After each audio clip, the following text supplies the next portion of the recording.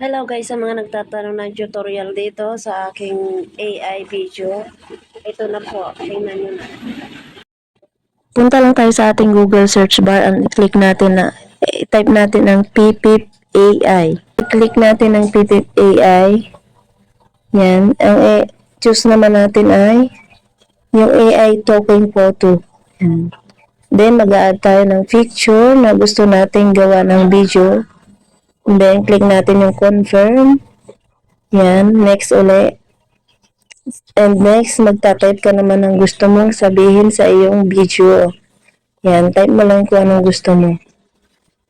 And next, select tayo ng voice, type of voice, kung babae o lalaki. Then, mag-select naman tayo kung anong language, kung Filipino o English. After natin makapag-select ng type of voice and language, generate na natin. Mag-wait lang tayo ng ilang minutes. Ayan, after a minute, ayan na, tapos na. Ito na, panoodin. Kayo ba ay may mga kati-kati sa balat? Narito na ang solusyon sa inyong problema, ang Zudaifu Antifungal Cream.